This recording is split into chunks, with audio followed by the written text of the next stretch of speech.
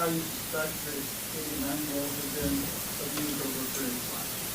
No, I'm not going to do that. That's unfortunately, I understand it's an obvious question, but I just can't go into it. Those are things that the evidence will be presented in court, and I'll have to wait till we do that. Who's next? Yes, sir. Can you explain, I know they both have charges filed against them, but do you believe that Jake or Rebecca both were actively involved in abusing Emmanuel, or like she was complicit in what he was doing, or the other way around? Can you explain any more about that? All I can explain is what we've filed. We filed murder charges on both of them and making a false police report on both of them. So you can extrapolate that we believe that both of them are guilty, that we can prove it's guilty beyond a reasonable doubt for both the murder and the filing of the false police report. You know, how it breaks down as to who did what, that also has to wait for the trial. So let me go this way. Procurador, en español, Jaime García de Univisión. Okay. Procurador, básicamente, si nos puede hablar exactamente de este caso de 2023 que dice usted comenzó en 2018 y pudiera ser el eslabón que hubiera evitado en caso de que el juez hubiera dictaminado una sentencia diferente, que este niño Emanuel estuviera vivo. Gracias. Pues ya dije lo que puedo decir, fue una tragedia increíble y no hubiera sucedido. El juez hizo un gran error y juzgó mal y el sistema se quebró ese día. Jueces, fiscales, defensores, todos tenemos un deber y tenemos que hacer nuestro deber en nuestro trabajo. Todo lo que puedo decir. Bueno, básicamente no debió de haberle dado la libertad bajo palabra. Claro que no. Le dio libertad condicional y esto fue un caso de prisión. Cuando uno hace daño así a un niño, debería ir a prisión. Eso es lo que dice la ley. La ley dice que la sentencia debe ser prisión por crímenes de este nivel de gravedad. Y en este caso le dio probation. Let me go to you. According on this station, there's been rumors that Emmanuel had been seen for dated incidents prior to August 14th. Can you speak to that at all? No, unfortunately I can't. That has to wait for the trial to come out. Yes, sir. Jacob Davidson, the 2 News Network. Given the history that Jake has been obviously charged with previous child abuse cases, has CPS been involved with Emmanuel throughout his life at all, or have they ever checked up on the parents? To my knowledge, CPS has not been involved with Emmanuel. I don't believe there was any CPS involvement in this current case. Let me go. I've already called on you. So have I called on you already? No, go ahead, please. Julian Sample of CCLA 5 News. We're hearing some reports of a confession made in jail regarding his trial. Obviously, we're waiting to say, but is there any validity to conclusions, and what have you heard from the prosecution? I can tell you that that's not true. It's there's no confession made in jail. I'll go back there and then I'll come back to you, Rob. Yes. Go ahead, sir. Garrett Huddle, KEXP News. Can you tell us how many kids Jake and Rebecca had were in their home at the time of the arrest?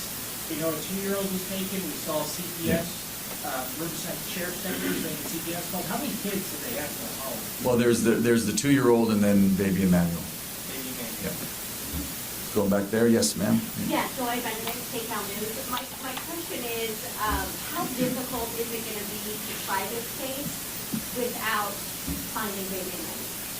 You know, a no-body homicide is always difficult, but obviously with an infant, we know that baby Emmanuel didn't, leave on his own or is not, didn't leave town. Obviously, it's a little different when you're talking about an infant, but we have a lot of experience in this county trying no-body homicides, and we're confident that we can gain convictions in this case. Yes, ma'am.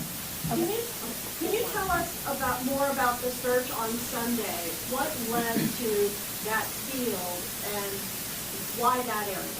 Well, I think Sheriff Dyke has already explained that. He answered that question by saying there's been a level of cooperation with the defendants, so that's why they went to that area. But beyond that, that's all I can say.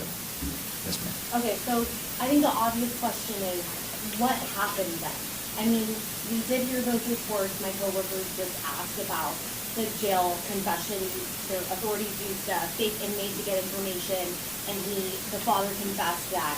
He See, killed- that's not true, so I don't Then know where you. what Well, happened no, to the baby? No, see, this is what happens when you've got all these folks out there online and these keyboard warriors, you get a lot of misinformation, and what you just said is not true, it's misinformation, so that's what I'll tell you did not happen. Okay, but you Okay. can't say what, there's no information as to. I can't talk about the facts of the case. Well, no, I'm giving you information about Baby Emmanuel, I'm giving you information about the cases and the investigation, but what you just said did not happen, so, you know, that's not, I can't be responsible for when you guys get it wrong. Go ahead. I know you have not found the remains yet, but based on the level of cooperation of the suspects and what you know so far, is the strong likelihood that the remains were, at least at one point, in the Badlands General? Yeah, I'm just not going to comment on that. We're looking for the remains, and these investigation is continuing. We're hoping to find the remains of Baby Emmanuel. Yeah, please, Sharon. This is to that and to the question before.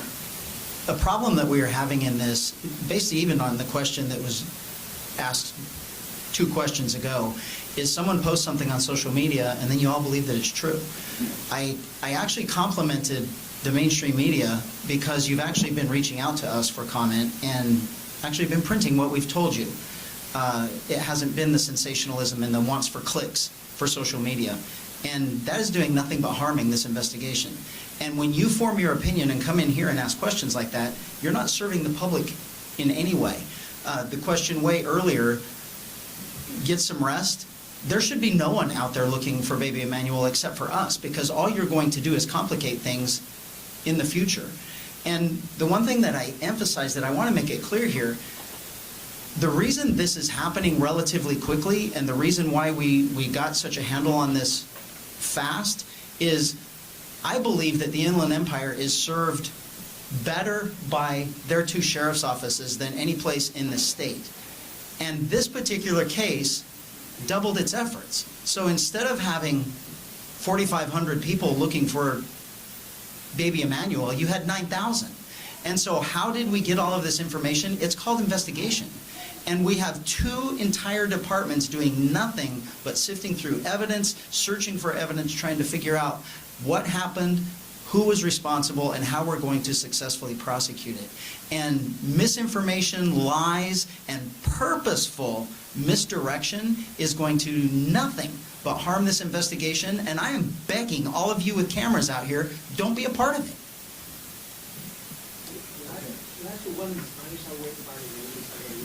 You wasted yours in English? I'll get back to you. No, I've already called on you.